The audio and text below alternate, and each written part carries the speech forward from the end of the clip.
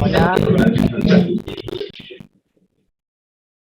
Creo que usted no se escucha.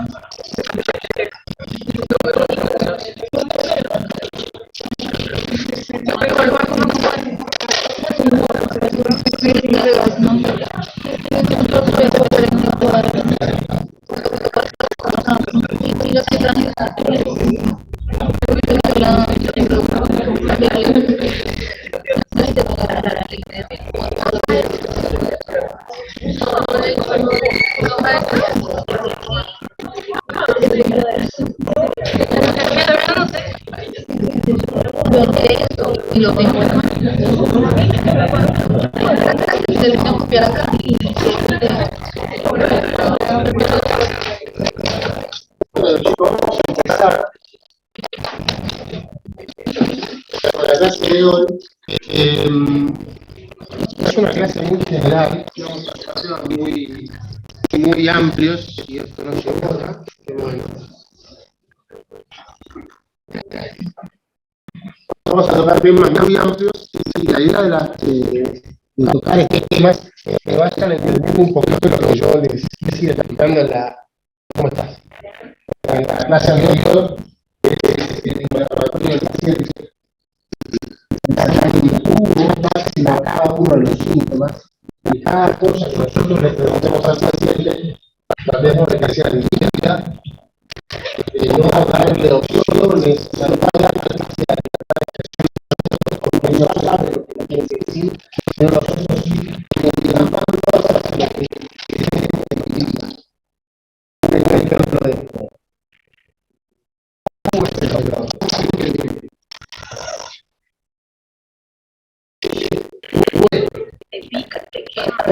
Entonces, ese dolor es como si te pisa un elefante el pecho, como si te atraviesa un cuchillo, te da electricidad, es un dolor que va y viene, es una puntada. A veces las opciones son más sencillas. Entonces el paciente dice, sí, entonces hacer un elefante, eso. No es una puntada que me es una puntada de la pasado. Esas características que van a decir el paciente para poder elegir personas que nosotros tenemos que hacer. Y tenemos que conocerlo de para dar la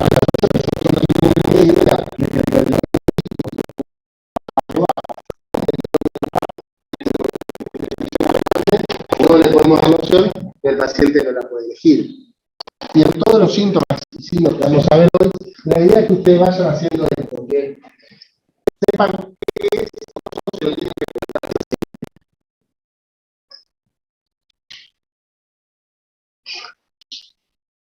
Como ven, ya voy arrancando, el dolor hay diferentes tipos. ¿Alguien conoce qué es el dolor neuropático? ¿Cómo se diferencia de los otros tipos de dolores?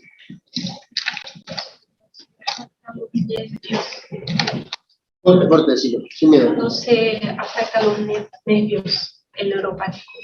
Bien, la afectación de los nervios. Bien, y ahora que diga un médico, escribirlo mejor.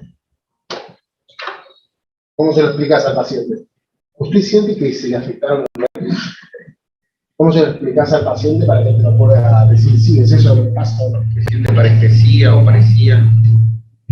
Dice parestesia, por ejemplo. Demencia. Pertenencia.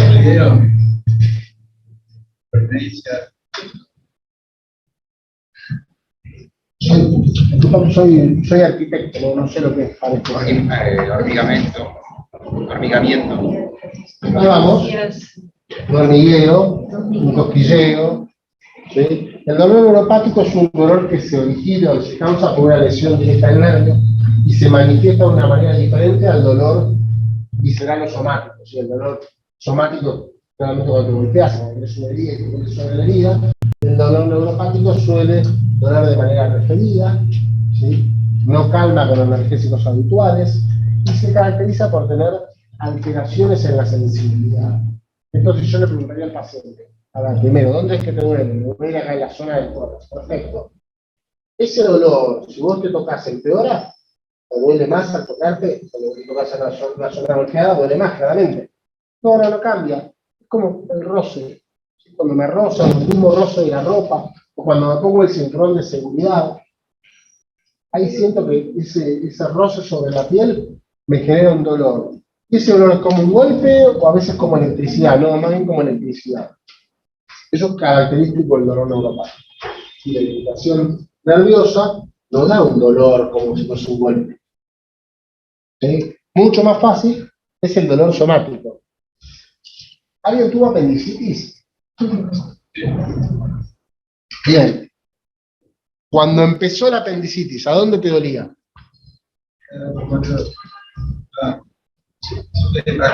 Abajo de la derecha. ¿A todos le empezó abajo de la derecha? ¿A dónde te empezó? Todo. Te dolía todo. Y yo te pregunto, ¿a dónde te dolía? A ver, marcate a dónde. En esta zona. En el ombligo. Perfecto. ¿Y después a dónde te empezó a doler? Nunca bajó. Nunca, bueno, ¿alguien normal en la clase? No. ¿Alguien que haya estudiado? Bueno, lo normal, o lo más frecuente, no lo normal, porque bueno, no es normal, lo más frecuente en la apendicitis es que el paciente empiece diciendo, mira, me duele en esta zona, que lo marca con la mano abierta, ¿sí? Porque no tiene un lugar fijo para decir, me duele acá, me golpeé acá, me duele esta costilla, me duele acá, no, me duele en esta zona. ¿Sí? Y después, ayer me duele acá, y hoy de 10 de la mañana me duele acá. Cambian la mano por el dedo. Eso es una forma de como el paciente sin saber expresarse te está diciendo que primero tenía un dolor visceral, profundo, generalizado, de difícil localización, y después cambió a un dolor somático. Esto tiene una explicación. Cuando comienza el dolor por la inflamación del apéndice, ese dolor es referido, es inervado a través del plexo celíaco, ¿sí? Dolor visceral. Ahora, cuando el apéndice se inflama lo suficiente e irrita el peritoneo, pasa a ser inervación somática del peritoneo y le duele en fosa ilíaca derecha. Ya vamos hablando de alguna terminología, comienza con un dolor generalizado, de difícil caracterización o localización, principalmente en epigastrio o región periumbilical, y luego migra y se localiza en fosa ilíaca derecha. Ustedes dicen eso, lo describen de esa forma, y eso se condice con la cronología de Murphy. Es muy sugestiva la tendencia. Y ahí tenemos dos tipos de dolor diferentes en una misma patología. Comienza como visceral, generalizado, lo marca con la mano el paciente, y así se lo decimos, ¿cómo te duele? ¿Dónde te duele? Acá. Y después acá. Y esos detalles nosotros los tenemos que ver. Es decir, cuando te lo marcan con un dedo, te duele ahí, es un dolor claramente somático. Y el dolor psicógeno es que no tiene una explicación real, sino que tiene un trastorno psicológico por el que está doliendo. ¿Se entiende? ¿Todos entienden los diferentes tipos de dolor? Entonces, ahora cuando el paciente venga y dice, me duele, ya sabemos, a ver, ¿qué le duele? Puede por inflamación nerviosa, un dolor somático y un dolor visceral. Ya de lo que vamos a hablar en las próximas clases, sea del dolor del aparato respiratorio, el dolor de origen cardiovascular, del dolor abdominal. Pero bueno, hay que saber precisar estos tipos de dolores y que la descripción que me dé el paciente me permita a mí llegar al diagnóstico. Una consulta, ¿y si el paciente es un médico? Todo mucho más sencillo. Es más sencillo, ¿no? Siempre y cuando sea bueno, yo estoy acá. A mí me pasó que fui con litiasis ureteral a emergencia. Y el doctor me preguntó, ¿dónde te duele? Tengo un dolor. Justamente parece que está exprimiendo un trapo y le marqué justamente dónde estaba. Y así lo encontraron y lo diagnóstico más rápido. Bueno, a ver, cuando vos describís, aunque seas médico, ¿no? Si vos le describís de manera florida, para nosotros es mucho más sencillo, obviamente. Y cuando vos sos cuando es médico, generalmente cuando consulta, avisa, che, mirá, soy médico. No me lo dibujes.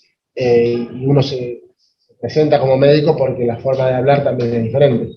Para uno médico, al referirse a lo que llamamos legos, como el no médico cuando hablamos en el idioma no médico, y tratamos de bajar a las palabras habituales, lo que después nosotros tenemos que volver a subir a la historia clínica que es un idioma médico. Y ese es el ejercicio que tienen que hacer ustedes. Cuando yo les pregunté cómo es el dolor neuropático, ustedes me decían parestesia. Eso es para la historia clínica. Ahora estamos hablando con el paciente. ¿Tenés parestesias? ¿Tenés sensación de opresión retroesternal? ¿Se te está pisando un elefante el pecho? ¿Sentís electricidad que te corre desde atrás hacia adelante? Te hablamos en un idioma habitual y lo escribimos, parestesias, dolor irradiado, sensación de opresión retroesternal, y lo escribimos como médicos. ¿Sí? Y eso es la clave de esta materia, esto es lo que ustedes tienen que entender en todo este año. Interrogar de la manera más adecuada, incluso entendiendo y teniendo empatía con el paciente que tiene adelante, que puede ser médico, veterinario, lo que sea, o una persona que no tiene ni idea de medicina, y después escribirlo como médico. ¿Sí?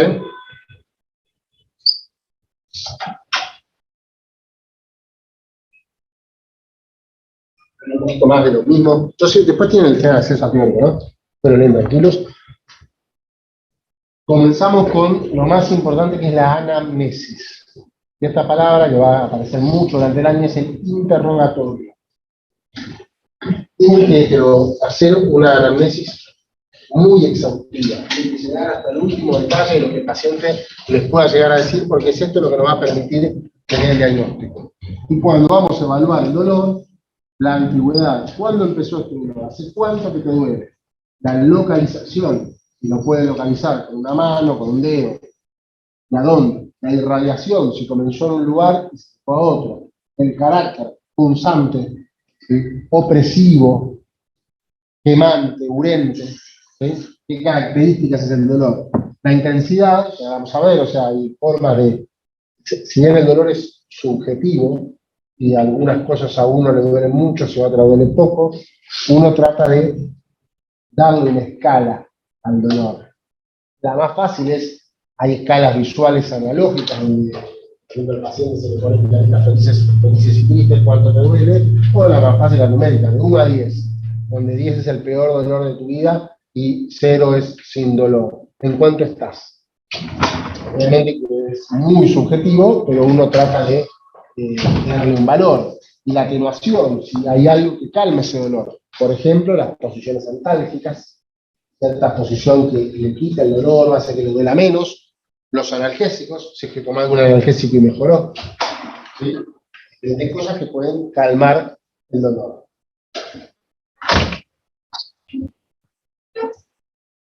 Con los virtuales vamos bien, se escucha, entienden, ¿alguna duda?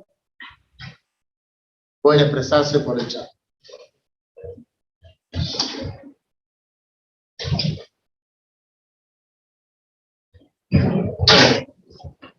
Parte de lo que les estoy diciendo. Acá cuando vamos a la ambigüedad, y hablar de la ambigüedad del dolor, también nos habla un poquito, nos hace pensar en diferentes etiologías. Lo primero que vamos a diferenciar es un dolor crónico. Por ejemplo, un paciente que me viene así, mira, me duele la rodilla hace más o menos 6 meses. Bueno, seguramente no es una patología aguda, no es algo por lo que se golpeó ayer, estamos pensando en algo diferente. O mismo el dolor abdominal. Tengo un dolor abdominal realizado de alrededor de un mes de evolución. Seguramente no sea una apendicitis. ¿Sí?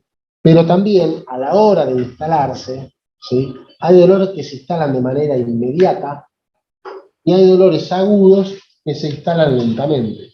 La apendicitis es uno de estos. Si bien se desencadena quizás en un día, no es un dolor inmediato. Es un dolor de 0 a 100. ¿Y hace cuánto te empezó? Empezó ayer. Te pueden precisar cuándo empezó, ayer a la mañana. Diferente es, por ejemplo, la perforación de una úlcera gástrica. El volcado de ácido en la cavidad abdominal. ¿Cuándo te empezó? Ayer a las 2 de la tarde. No llegaría a 3, hoy a las 2 de la tarde, o sea, hace 2 horas. Exactamente, estaba por comer y se me partió la panza de dolor. ¿Cómo desencadena eso? El tipo de dolor también nos habla de la etiología. Hay dolores que se desencadenan de esa manera. Cólico renal también. Cólico renal es arrancó el cólico, arrancó y no se fue, hizo exactamente lo que estaba haciendo en el momento que arrancó. La mayoría de los dolores cólicos, que son dolores con una afectación de una víscera hueca, suelen ser así, o sea, el mismo el cólico biliar, uno sabe exactamente, y fue después de comer. Estaba comiendo, después de comer, y empezó. ¿Sí? Y a veces esto también tiene desencadenantes. El cólico biliar claramente suele empezar después de comer. Y tiene desencadenantes del dolor. O sea, empezó después de una comida rica en grasas. También sugestivo a pensar en eso. Entonces, fíjense todo lo que le tenemos que preguntar. No solo cuándo empezó, sino que cuando empezó, se instaló rápidamente, fue inmediato. ¿Qué estabas haciendo en ese momento? ¿Vas a asociar una comida o no? Nos permite llegar al diagnóstico. ¿Están entendiendo? Las características del dolor, diferentes tipos, nos hacen pensar en diferentes patologías. Estas escalas que yo les había dicho, ahora vamos a ver, y la atenuación o la degradación, ciertas cosas que empeoran el dolor o que lo alivian. Estas son las escalas, por ejemplo. ¿En quiénes harían estas? Para niños. Claro, para niños a veces es más fácil. ¿Cuánto te duele? ¿Cuánto? ¿Mucho así, mucho como que es lo peor que te pasó? ¿O poquito que te pinchaban el dedo? Yo el dedo un mosquito. ¿Sí? Yo no soy pediatra, soy malísimo, la verdad, chicos. Uno tiene que tener esa empatía y tratar de entender también que elija pediatría, pero el resto pueden seguir siendo como son. Pero cuando hablan con los chicos, hay que expresarse de una manera diferente también, y a veces los dibujitos o las caritas pueden servir mucho. Y también para el adulto, más fácil a veces la escala nominal es más sencilla, ¿no? 1 a 10, ¿cuánto te duele? Insisto, es subjetivo. Es subjetivo. A uno el dolor 10 para alguien puede ser 3 para otro, depende de que uno lo tolere. Pero esa subjetividad, si nosotros logramos llevarla al propio paciente, por ejemplo, con la pregunta, ¿este es el peor dolor de tu vida? Sí, bueno, listo, eso es un 10. Es una fractura, eso es el parto, eso es un cólico renal, esos son los peores dolores de tu vida.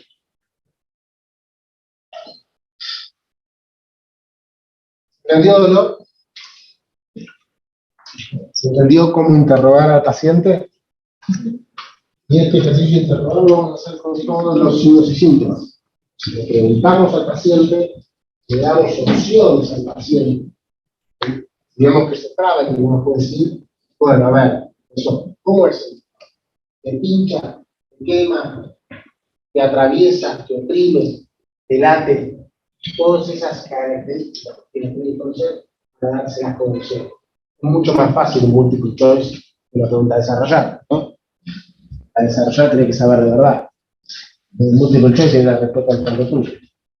Pero tenés que elegirla. Si nosotros le damos la opción al paciente, es más sencillo. Yo la bueno los choice por eso, o sea, ahí hay que elegirla. Es más fácil. A mí me da bien. Disnea. ¿Alguien conoce la definición de disnea? ¿Qué es la disnea? Falta de aire. Falta de aire, ya dije una palabra. Sensación. ¿Sí? Es una sensación. Porque a veces nosotros vamos a creer, esa disnea, me falta el aire, saturar 99. Puede saturar perfecto y tener la sensación de falta de aire. La disnea es una sensación y es subjetiva. Propio del paciente. El paciente es el que siente que le falta el aire. Aunque a veces nosotros no podamos comprobar esa falta de aire en una manifestación clínica. ¿Sí? Pero el paciente siente que le falta el aire. Y eso es la disnea. Causas para disnea hay una lista así. Enorme. Entonces, cuando nosotros interrogamos la disnea, ¿qué tenemos que hacer? Lo mismo que cuando interrogamos el dolor. Orientar al paciente, darle opciones para poder encasillar esa disnea en los diferentes posibles diagnósticos. También categorizarla y ver cuán grave es esa disnea y nos va a llevar a ver qué es lo que tiene el paciente.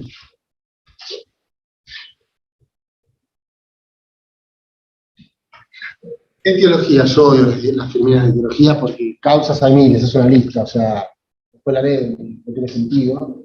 La idea es que ustedes entiendan cómo ir preguntándole al paciente para que vaya arrinconando hacia el diagnóstico que tiene.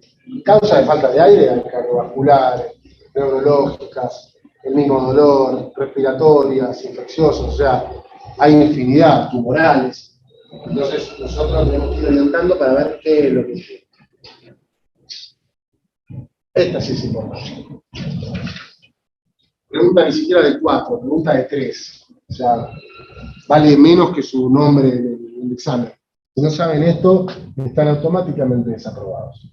¿Sí? Estas son las preguntas que yo digo, si yo las tomo en un oral y las dijiste mal, me saludás y con una hermosa sorpresa te... ¿Sí? Sin enojarte. No pueden no saber la clasificación de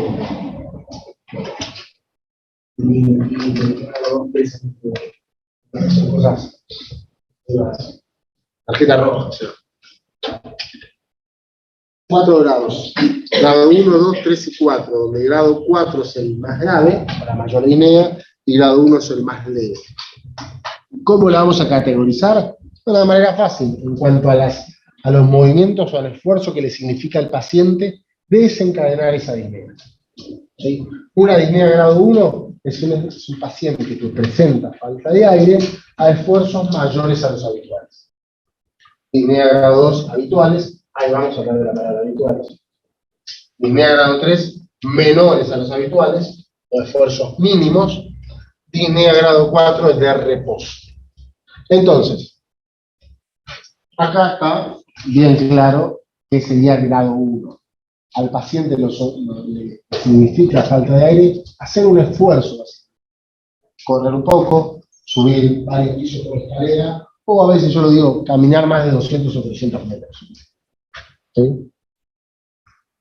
Disnea grado 2 sería subir un piso por escalera, caminar una cuadra, hacer un esfuerzo habitual, que genera falta de aire. Disnea grado 3, esfuerzos mínimos, levantarse para ir de la silla para ir al baño, pasar del baño a la habitación, caminar pocos pasos ya le genera disnea. Y disnea grado 4 es disnea en reposo. Aclaro esto es fundamental. Paciente sentado, así, como están ustedes. Habla al aire, tenía grado 4. Van al baño y les falta el aire. Grado 3. ¿Sí? Suben un piso por escalera, porque se confundieron de audio. Grado 2. Bajan a buscar el colectivo. Grado 1. ¿Sí? ¿Entienden? Muy bien, perfecto. Y después están otras de estas definiciones que las van a estudiar tranquilos, que es en base a las posiciones. ¿Se acuerdan que habíamos hablado en la clase pasada que algunas patologías podían desencadenar disnea al estar acostado, al estar de un lado, al estar del otro? La trepopnea, por ejemplo, es la disnea al estar en un DQ. Son definiciones que las leyes, las estudias y demás, las vamos a ir viendo. ¿Sí? No quiero avanzar en esto. Por ejemplo, la disnea parasiética nocturna es característica de la insuficiencia de la cadena congestiva. Cuando empezamos a ver eso, ya tienen que conocer estas definiciones.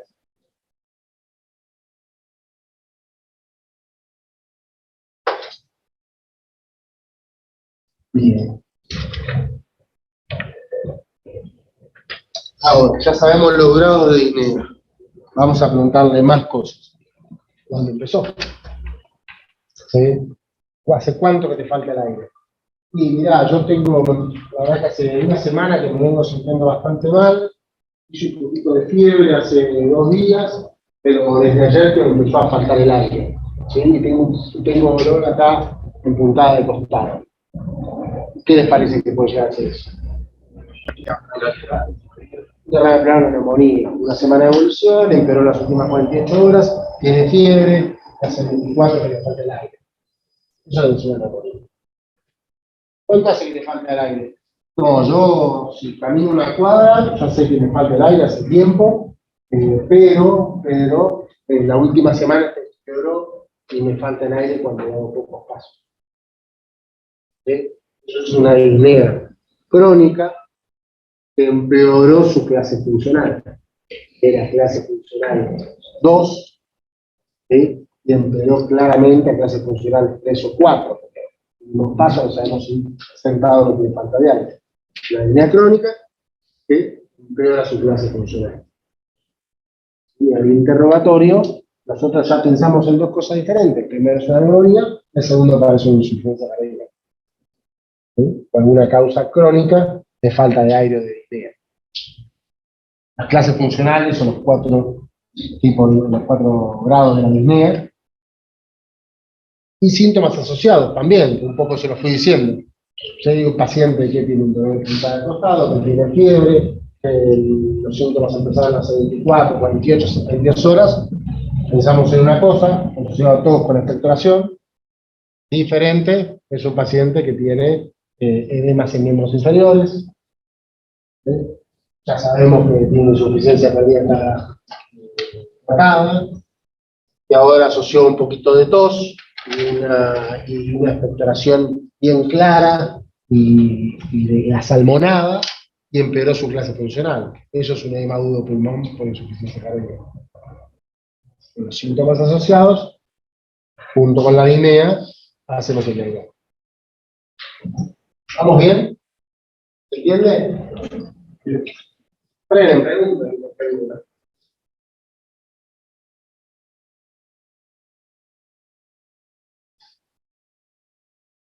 Un poquito de lo que les iba diciendo. No es lo mismo la disnea de causa cardíaca, ¿sí?, a la disnea de causa respiratoria. ¿Por qué dice acá evolución rápida la disnea de causa cardíaca? Si yo le decía que era algo más bien crónico. Es por la reagudización. Un paciente que se descompensa su insuficiencia cardíaca, rápidamente se manifiesta esa disnea. Un paciente con una neumonía no desencadena la disnea en 15, 20 minutos o en una hora. ¿Sí? Realmente le lleva unos días. Algo agudo, pero lleva unos días al empeorar eso. Postproductiva, no productiva. Alivia con la expectoración. ¿Por qué? Parte de la disnea, de la neumonía, con la obstrucción de la vía aérea, con las secreciones. Al toser, al movilizar esa vía aérea, esos mocos, mejora la sensación de disnea. puede haber alteraciones en cuanto a las posiciones, está acostado y demás, empeorar. Y asma bronquial, asma cardíaca no son términos también son muy alegres, pero bueno, suele estar asociado en la disnea de origen respiratorio, manifestaciones al examen físico desde el punto de vista respiratorio más floridas, como alteraciones en la respiración. Vamos a entender un poquito más cuando veamos bien respi. Característicamente el paciente que tiene una obstrucción bronquial tiene se hace más larga la expiración, les cuesta sacar el aire. No deben recordar de fisiología, cuesta más tiempo sacar el aire porque se alarga el punto, se estira el punto de igual presión, no sé si se acuerdan de eso, esa broncoobstrucción genera una expiración alargada. Eso no está manifiesto en la disnea de causa cardíaca, no tiene ningún problema en la vía aérea, por lo que la movilización de aire no tiene ningún cambio. Sí cambia con las posiciones. Por ejemplo, el paciente con insuficiencia cardíaca está mucho tiempo acostado, típicamente toda la noche, se reabsorben los edemas y por la mañana presenta disnea, o se despierta a la mitad de la noche con disnea, pero no tiene cambios ventilatorios. No es que le puede largar el aire lo moviliza perfectamente. ¿Sí? Generalmente tiene un cuadro restrictivo o por derrame pleural, ¿sí? O también se escuchan las sibilancias, que vamos a ver lo que es la ocupación del alvéolo por el hígado. ¿Cómo vamos hasta ahora? ¿Sí? Son temas importantes. Parece todo muy general, y es muy general, pero son estos conceptos que tienen que tener claros, porque después de INEA lo vamos a ver a lo largo de todo el año.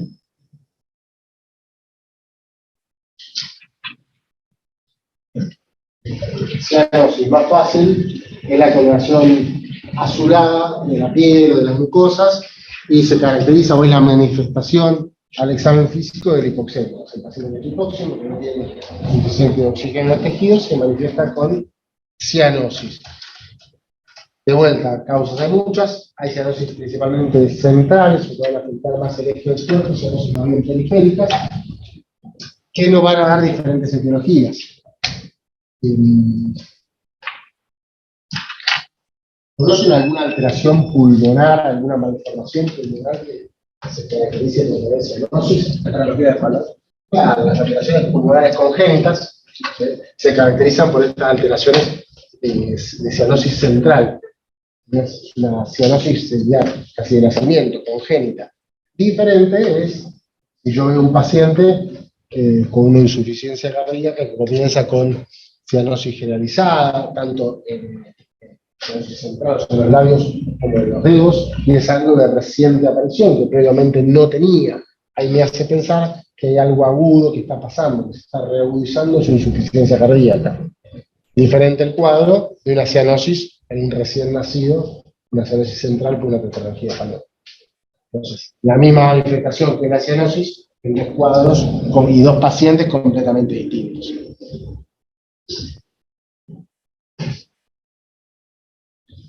De vuelta, las diapositivas de causas que a mí no me gustan, hay muchísimas, centrales, periféricas, mixtas, por alteración de la hemoglobina, causa pulmonar, insuficiencia cardíaca, después la entra.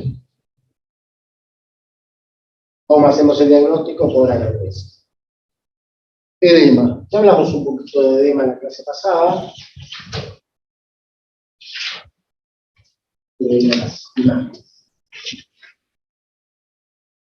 ¿Se acuerdan que hablamos en la clase pasada de lo que era edema? Sí, que es la acumulación de líquido en el intersticial, en el tercer espacio. Causas de edema hay múltiples. ¿Cómo lo diferenciamos? Empezamos a hablar un poquito de la semana pasada.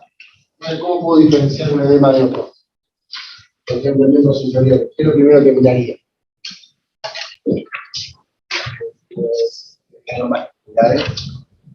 La fobia que se les la vez pasada. Primera compresión superior. Si es un edema generalizado, entonces está en todo el organismo, o si está localizado en una parte del cuerpo. ¿Sí? En este caso está localizado en los miembros inferiores. Ahora, ¿están los miembros inferiores? ¿Están los dos? Ahí pienso en causas sistémicas o en causas localizadas para generar edema. Y después veo La postura. en la que está el paciente. O sea, dónde tiene edema, si tiene edema en las tibias, si tiene edema en el sacro, si tiene edema en la espalda. Y después, ahora vamos a la clasificación que quiero que la vean, tratar de ponerle, que es bastante subjetivo y demás, tratar de ponerle un grado, ¿sí? Según la magnitud de la depresión, cuánta depresión hay, y algo fácil, cuando evaluamos los miembros inferiores, es la altura de la tibia, por ejemplo. No es lo mismo que presente edema a la altura de los maléolos, que tenga edema hasta la altura de la rodilla. Eso me habla de que la acumulación de líquido es mucho mayor. También se puede estratificar o verificar en cuanto a la cantidad de presión que se produce y al tiempo que dura esa fórmula. Pero bueno, nivel de grado. Y esto es a lo que yo digo. En este caso sí es importante. Los edemas de causas sistémicas, los edemas generalizados, me van a dar la manifestación en ambos miembros inferiores, en ambos pulmones, en el abdomen, en la causa cardíaca, hepática, insuficiencia venosa crónica, trastornos renales. Estas tres, cardíaco, hepático y renal, son las causas más frecuentes del edema generalizado. ¿Sí? Diferente a los edemas asimétricos. Por lejos, la causa más frecuente es traumática y trombosis venosa profunda. ¿Sí? Ahora, una trombosis venosa profunda, ¿puede dar un edema en ambos miembros inferiores? No. Depende de la localización, pero no creo que haya una ubicación de la aorta. Sí, la trombosis de la vena cava inferior le puede dar edema en ambos miembros inferiores. Síndrome de vena cava superior puede dar el llamado edema en esclavina, edema en ambos miembros superiores. Puede pasar. Yo tengo que tratar de sospechar a ver a dónde está el nivel de la trombosis. Obviamente que es más frecuente la trombosis en la vena femoral, en las partes más profundas, entonces ese edema se localiza en una parte del miembro, pero un síndrome de vena cava inferior o un síndrome de vena cava superior me puede dar una manifestación bilateral. ¿Sí? Si esto es asimétrico para la trombosis venosa, puede no ser así. ¿Sí? Signos traumáticos. Si le martillo el dedo, ¿dónde va a tener el edema? En el dedo. ¿Sí? Inflamatorio, linfedema también. Este es el ejemplo típico de las pacientes con cirugía de mama. Cirugía mamaria por cáncer, que se hace el vaciamiento de la axila. Entonces, el drenaje venoso de ese brazo se ve alterado por el vaciamiento y presenta linfedema. O sea, hay una asimetría del miembro. No es un trastorno, no genera ningún problema, la mayoría de las veces, pero bueno, uno lo ve y lo ve claramente. Vasculitis y distrofia simpática refleja lo que dicen. ¿Se considera mala praxis o en este caso habría que hacer esa resección de los ganglios? ¿Qué te parece? No, ¿Viste o sea, cirugía? Bueno. No, no es mala praxis. O sea, el tratamiento de cáncer de mama implica eso. O sea, cuando vos haces la resección del tumor, tenés que hacer el vaciamiento del ganglio centinela, que se llama. Y si ese ganglio es positivo, tiene tumor, hay que hacerle el vaciamiento de todos los ganglios de la axila. Y al sacarle todos los ganglios de la axila, se altera el drenaje del brazo. no tiene después un tratamiento, nada. Sí, se hace drenaje linfático, pero algo queda. Pero constantemente habría que drenarlo. Hay que drenarlo, sí, igual no es tan terrible como vos te lo imaginas. Va bastante bien. En otra cirugía que pasa es la de, por ejemplo, en el caso de hacer resección de trompas o a ver. No sé. No lo sé. El ejemplo típico donde...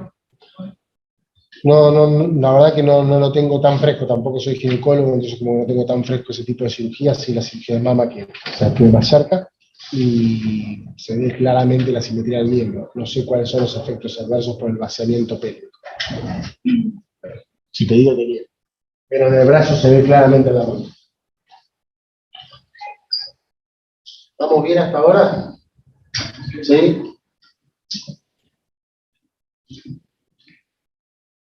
Edema simétrico. Si lo ven en este paciente, ¿ven?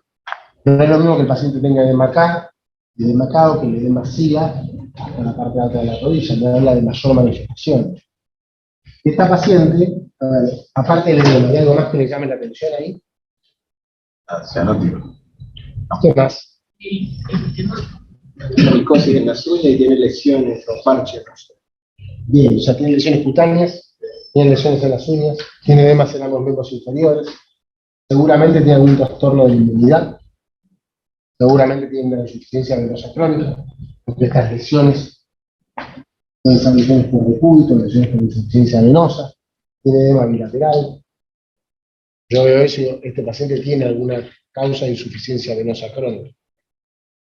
Este puede ser insuficiencia cardíaca, puede ser un síndrome nefrótico, puede ser una hepatopatía, algo que le genere edema bilateral. Diferentes centros. ¿Ven acá el brazo? Claro. Esto seguramente tuvo un vaciamiento axilar. Vaciamiento axilar.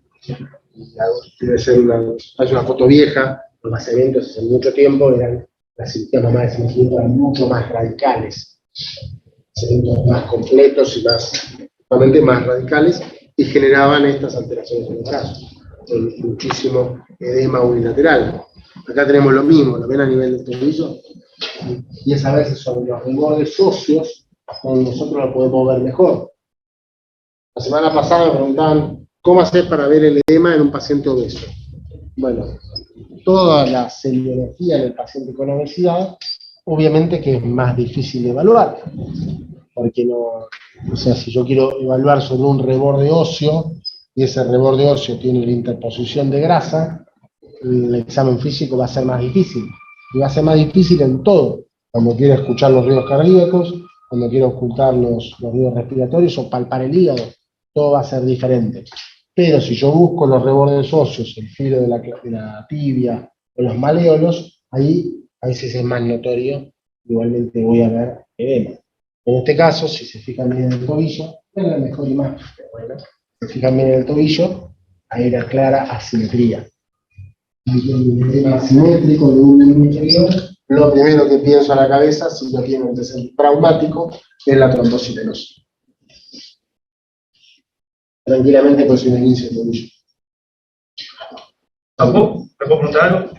¿El edema causa dolor desde su experiencia? O sea, A ver, depende, a ver, o sea, puede ir con dolor, sí, quizás el tobillo no te duele por el edema. ¿Sí? Ahora, el edema crónico y insuficiencia venosa crónica puede generar molestias. No va a ser el dolor lo más característico que se va a manifestar. Va a ser un dolor muy importante. Genera molestias, genera incomodidad, no es tan característico. el paciente iría más bien por una, como que se asustaría por verse inflamado y iría por eso más que por un dolor. Tal vez pasa desapercibido en la persona. La simetría es lo más claro. O sea, uno se ve la pierna de diferente tamaño. Pero la trombosis venosa no duele. No genera ningún tipo de dolor. Puede dar asimetrías muy importantes. Pero más alta es, más no genera ningún tipo de dolor. ¿Estamos bien hasta ahora? ¿Dudas?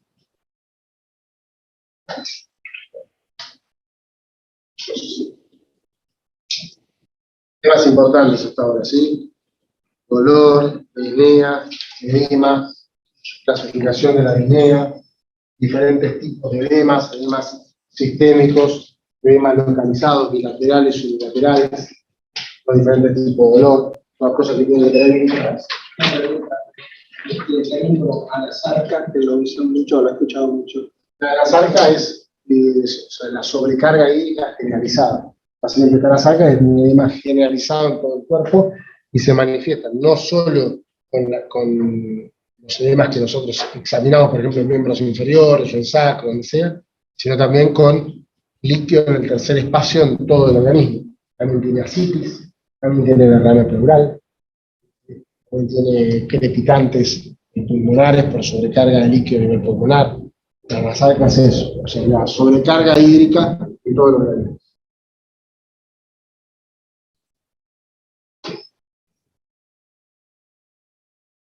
Bueno, no voy a poner signos de fiebre, porque ya lo saben. Y acá hay diferentes de fiebre, que es justamente un tractante de fase aguda y que es una respuesta del organismo a un pirógeno que le está generando el aumento de la temperatura. Es un sistema a nivel central que le pide al organismo que aumente la temperatura, diferente de la hipertermia, que es simplemente la elevación de la temperatura sin esta causa.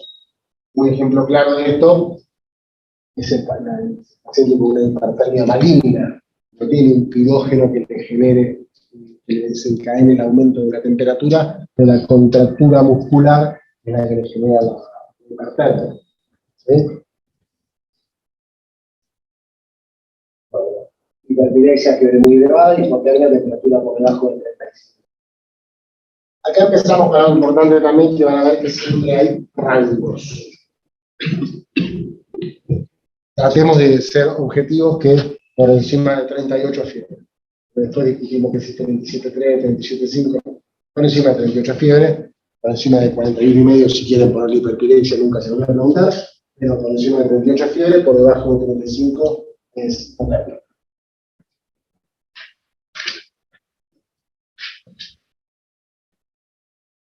Asociado a la fiebre, ¿sí?, por el solo hecho de aumentar la temperatura del cuerpo, aparecen otros signos y síntomas que nosotros podemos ver, podemos notar claramente. Por el solo aumento de un grado de la temperatura, aumenta el negativo de la frecuencia cardíaca. ¿Sí? Bien. Paso de 37 a 38, un aumento inmediatamente 10 latidos por minuto de la frecuencia cardíaca. Y eso lo puedo percibir, faltando la frecuencia de pulso. Un paciente que está con 40 grados de fiebre siempre va a estar taquicárdico. Sería raro que no lo esté. Hay patologías, ¿sí?, que se caracterizan por no tener esto. Van a ver a la gente una patología muy rara que tienen aumento de la temperatura y no tienen aumento de la frecuencia cardíaca. Y es característico de esas patologías como la fiebre Q. Más raro, no importa, pero bueno, lo típico es que asociado al aumento de la temperatura, aumente la frecuencia cardíaca. Junto con la frecuencia cardíaca, aumenta la frecuencia respiratoria, la taquipnea. También cuando la temperatura aumenta demasiado, pasa por encima de los 41 grados, 22 grados, pueden aparecer alteraciones del sensorio o incluso convulsiones. ¿Sí? Otras, artralgias, mialgias, escalofríos y demás. Todas estas cosas son datos que nosotros también percibimos en el paciente, porque a la hora de revisarlo, y de examinar a un paciente con fiebre, y de ver su estado general, si yo lo voy a examinar justo por estar viendo fiebre, va a estar en su estado. Yo voy a revisar un paciente que va a estar taquicárdico, que va a estar taquipléjico, que va a estar desorientado, y yo voy a pensar, che, está mucho peor de lo que quizás está. Ahora me bajo la fiebre y se normalizan todas esas cosas. Ejemplo típico de esto es cuando revisamos a un pediátrico. Siempre el pediatra que dice, parece algunos igualmente con bronquiolitis sangrada a la guardia, si son padres, tráemelo cuando no tenga fiebre, o revisémoslo cuando no tenga fiebre. En el momento que tiene fiebre, el chico respira más rápido, tiene el corazón que late más rápido, se siente mal, tiene mala cara, y es el peor momento. Porque todas estas manifestaciones van acompañadas de esto. ¿Estamos? Entonces es esperable de un paciente con fiebre, esté taquicárdico, esté taquipnéico. Y sería raro o patológico que no sea así. Esto con 40 grados de fiebre y 50 de frecuencia cardíaca. Es raro, les tendría que llamar la atención. ¿Qué pensarían que puede tener el paciente ahí? Un paciente que tiene 40 grados de fiebre por termómetro y 50 de frecuencia cardíaca. Algo mixto, algo que le provoca fiebre, pero algo que también le baje la presión al mismo tiempo. Frecuencia cardíaca de 50. Pensé que es deportista, no sé. No, no fácil. Hemorragia podría tener. No, el chico no quiere ir al colegio. Ah, ok. La alteración, hay alteraciones psicógenas que calientan el termómetro. ¿Sí? Pues, con darte cuenta que tu hijo no tiene el colegio. Yo tengo una pregunta, no sé. O sea, si tenés 40 grados de fiebre y 50 frecuencia cardíaca, vestite y Yo anda al creo que colegio. manipula el termómetro, porque, o sea, el aumento de la temperatura sí o sí debería producir aumento de la frecuencia cardíaca. O sea, por Sí. toda la parte fisiológica que desencadena, ¿no? Porque, perdón que lo diga, pero no, porque si yo tengo aumento de la temperatura, tengo aumento del metabolismo, el aumento de la temperatura me desvía la curva de sucesión de la hemoglobina a la derecha, hay más consumo de oxígeno, suelta más oxígeno la hemoglobina, por lo tanto hay que respirar más rápido, hay que aumentar la frecuencia, o sea, es Son como todos mecanismos fisiológicos que no, o sea, se tienen que dar sí o sí. No se dan cuando hay una disfunción estigmotérmica, de fiebre, patologías muy puntuales que la dan, o trastornos psicógenos, o voluntarios. O sea, alterar la temperatura del termómetro directamente. Pero bueno, es algo que uno puede examinar para evitar unas faltas. Hay vasodilatación y eso no generaría un descenso en la presión arterial y Sí, yo sé. No te sabría decir que se va a bajar la presión arterial. No debería. con la fiebre el cuerpo no busca eso como vasodilatar para que se extravasen. No, la vasodilatación es una consecuencia fisiológica de la fiebre, no es que busca hacer eso. La simpática que produce el organismo genera la vasodilatación, pero no sé si eso va a desencadenar una disminución de la presión arterial. No me parece lógico que pase. Subir la presión arterial y lo que eventualmente pasa. a nivel periférico sí, pero para perder temperatura, por eso se ven coloraditos. Los chicos, digo yo que tengo niños. Cuando hay fiebre se ven más rojitos y es que hay más vasodilatación periférica a nivel cutáneo para perder temperatura. Puede ser. Depende del momento en el que te agarra. O sea, en el primer momento el cuerpo genera todos los mecanismos de aumento de la temperatura, básicamente es vasoconstricción y aumento de la, o sea, generar temperatura mediante contracción muscular. Cuando pasa el estímulo endógeno, no se puede encontrar, no se pone rojo, tiene que agarrar temperatura y deja de tener frío. Pero ahí es cuando la fiebre se va. Y en el momento que no genera.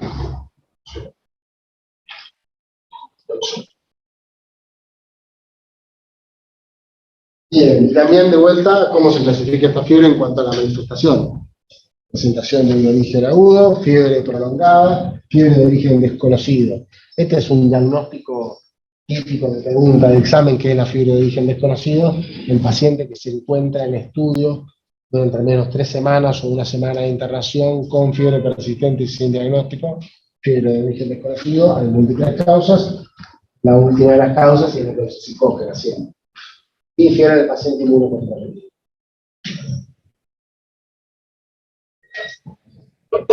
Causas, de vuelta, hay miles, porque a la hora de tener fiebre, hay patologías que presentan característicamente la fiebre en ciertas situaciones o ciertas circunstancias o ciertos momentos del día. ¿Conocen alguna patología que característicamente tenga fiebre a la noche? La tuberculosis. La tuberculosis se presenta generalmente con fiebre durante la noche. Las infecciones respiratorias, ¿sí?, realmente son en la última hora del día, a la tardecita o a la noche. Esto también se ve en los chicos. ¿Cuándo se siente peor el chico que está resfriado? A la noche. A la noche lo que está para gustar. También hay otras patologías que tienen fiebre, que ahora está muy en boga y en boca de todos, que tienen fiebre mensalvas a lo largo del día. ¿Cuál es? Una prima, hermana que tengo más cerca del dengue. El dengue se caracteriza por episodios repentinos de fiebre muy alta varias veces al día. ¿Sí? La malaria, no recuerdo exactamente cuánto eran, pero creo que eran 4 picos a lo largo del día. ¿Sí?